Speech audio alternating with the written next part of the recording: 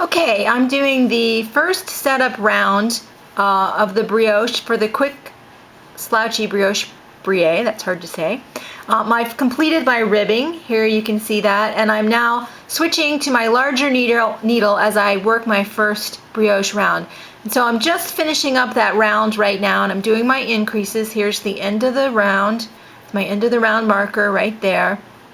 So I'm going to finish this up by doing one more increase here, and the increase is to knit one, yarn over, back into the same stitch, knit one again, and that increases 2 stitches where there was one before. And in brioche, it's always important to increase and decrease in pairs so that the stitch pattern continues to work out.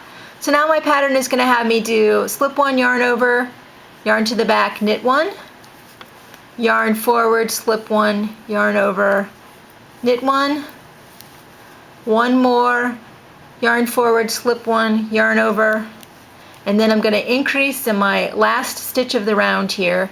So again, I'm going to knit one, yarn over, back into the stitch again and knit again. So I've got my 3. Now here's my end of row marker. I'm getting rid of this needle because this was my smaller needle from the ribbing, and now I've moved on to my larger needle. Now, one of the problems with brioche is kind of working through this end of the round transition, and that's what we're going to work on now. Even if, typically when you knit in the round, you use your tail to indicate the end of the round, I found with brioche it's really, really important to use this end of row marker to help get you situated so you don't lose track, because it will look wrong the first couple of times you come to this point and have to switch your rows. So the next row that we're going to do is a burp row. We're going to brioche, purl, burp our stitches together and take the yarn over the previously knit stitches. So here I'm set up with my yarn in the front. I'm going to do this magic loop technique, so let me get my yarns set up here. Actually, I'm doing a traveling loop with this needle here. So yarn to the front, and I'm going to purl these two, which was my previous slip stitch and the yarn over together. Purl them together, and now I'm going to take the yarn over my knit stitch. So yarn forward, slip the stitch, yarn over, back to the front, purl. And I'm going to just continue this all the way around. Now when I get to my stitches where I increased from the previous round, here I am right there. Here's my 3 stitches.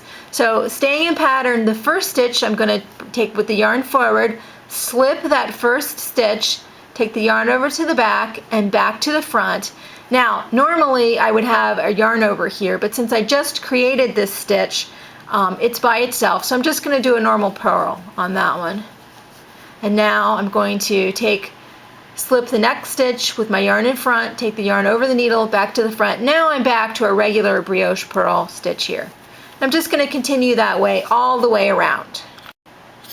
Okay, so I'm just about finished my round here, and again I'm doing the second setup round, so I'm going to go ahead and finish brioche purling this.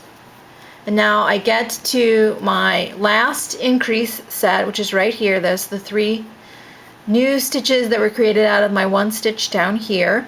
So, and there's my end of row marker. So I'm going to go ahead and slip one, purl one, and now I'm ready to slip this last one with the yarn over. And now this is the tricky part. So I've got my slip there. I'm going to go ahead and place my marker over on the next needle. Now I've got my yarn over this stitch on my right hand needle. I need to come to the front, and I'm going to purl. I'm going to come to the front and slip again. So I have 2 slips at the same time. And you're tempted to purl this just like I was, but it's not. It's another slip stitch. So I've got my slip here, yarn over the back, yarn comes to the front, so yarn forward, slip one, yarn over, and now I'm ready to bark or brioche knit those 2 together. And again, slip, brioche knit, and I'm just going to continue that all the way around the rest of this row. And one thing that I have to kind of make sure I do is that my stitches, when I'm knitting in the round, want to cross over each other. So on the left hand needle, as I'm feeding stitches up, I need to make sure that they're staying separate. So there you can see that here's my stitch that's going to be slipped, and there's my pair to bark together. And after you work a couple of rows, that becomes more apparent, but just make sure that they don't get balled up and crossed on the left needle before you have a chance to work them. So as they approach the tip, just make sure that they're straightened out, and you can just run your fingers on them like that. Okay, let me work around the rest of this round, and when we get back to the beginning, I'll show you that transition to the next row. Okay, I'm just about to finish now my brioche bark round with this slouchy beret.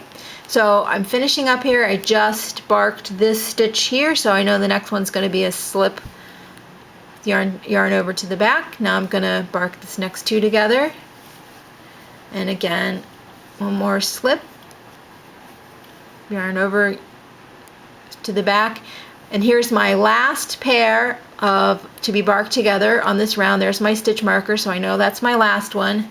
And now again, I've just finished my bark round. I'm going to move my stitch marker over.